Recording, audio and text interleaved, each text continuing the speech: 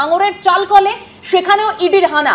ভাঙড়ের তৃণমূল নেতা কাইজার আহমেদের ভাইয়ের চালকলে ইডি, কাইজারের ভাই জাহাঙ্গীর আলম ওরফে পাপ্পুর চালকলে ইডির হানা। রেশন দুর্নীতির তদন্তে এই চালকলের যোগ খতিয়ে দেখা হচ্ছে বলেই জানা যাচ্ছে।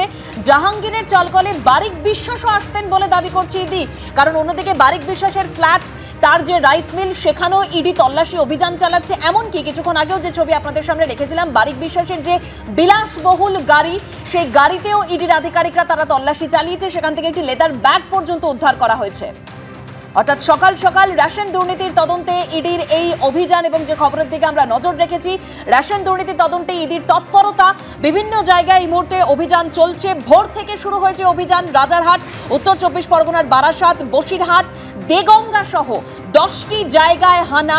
মোট 4টি রাইস মিল ও 6টি বাড়ি এবং অফিসে একযোগে তল্লাশি চলছে। এবং এই মুহূর্তের আরো একটি যে খবর আপনাদের সামনে রেখেছি, ভাঙড়ের চালকলেও, সেখানেও ইডি আধিকারিকরা তারা তল্লাশি অভিযান চালাচ্ছেন। ভাঙড়ের তৃণমূল নেতা কাইজার আহমেদের ভাইয়ের চালকলে ইডির এই অভিযান। কাইজারের ভাই জাহাঙ্গীর আলম ওরফে পাপ্পুর চালকলেও ইডির এই অভিযান।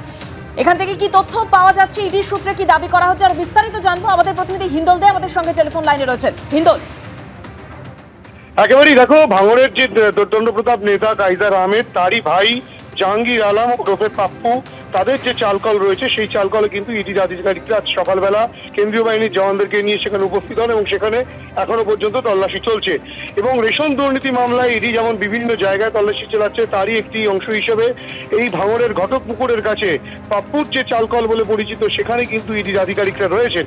যেটা এখনো পর্যন্ত ইডি সূত্রে জানা যাচ্ছে এবং স্থানীয় সূত্রে জানা যাচ্ছে, বারিক বিশ্বাসের একটা অংশ কিন্তু এই চালকলে ছিল, অর্থাৎ কিনা শেয়ার হোল্ডার ছিলেন বারিক বিশ্বাস। এই বারিক বিশ্বাসের সঙ্গেই কিন্তু জাহাঙ্গীর আলম ওরফে পাপ্পুর একটা সম্পর্কও ছিল এবং তারা কিন্তু এই ব্যবসা শুরু করে। এবং এই চালকলটা কিন্তু দীর্ঘদিন ধরে এই পাপ্পুর চালকল নামেই পরিচিত ছিল এলাকায়। স্বাভাবিকভাবে এই জাহাঙ্গীর আলমের এই যে চালকল, সেই চালকলে ইডির আধিকারিকরা এখন তল্লাশি চালাচ্ছেন। একেবারে হিন্দল, তুমি আমাদের সঙ্গে থাকো, আরো বিস্তারিতভাবে এই খবরে নজর রাখবো। তবে এই মুহূর্তে ট্রেন দুর্ঘটনার যে খবর পাওয়া যাচ্ছে, সংবাদ সংস্থা পিটিআই সূত্রে, দুর্ঘটনায় মৃত্যু হয়েছে 2 জনের, আহত 20 জন। ঝাড়খণ্ডের চক্রধরপুরের কাছে বেলাইন মুম্বাইগামী হাওড়া সিএসএমটি এক্সপ্রেস। আর এই মুহূর্তের যে খবর পাওয়া যাচ্ছে, অর্থাৎ সংবাদ সংস্থা পিটিআই সূত্রে যে খবর পাওয়া যাচ্ছে, এই দুর্ঘটনায় 2 জনের মৃত্যু হয়েছে, আহত হয়েছেন 20 জন। লাইনচ্যুত হয়ে গিয়েছিল ট্রেনের 18টি বগি। একেবারে সেই ছবি আপনারা দেখতে পাচ্ছেন, কিভাবে লাইনচ্যুত হয়ে যায় ট্রেনের কামরাগুলি, সেই ছবি আপনাদের সামনে রেখেছি। সকাল সকাল যে খবরের দিকে আমরা নজর রেখেছি, ট্রেন দুর্ঘটনা, ভোর 3:45 নাগাদ এই দুর্ঘটনাটি ঘটে।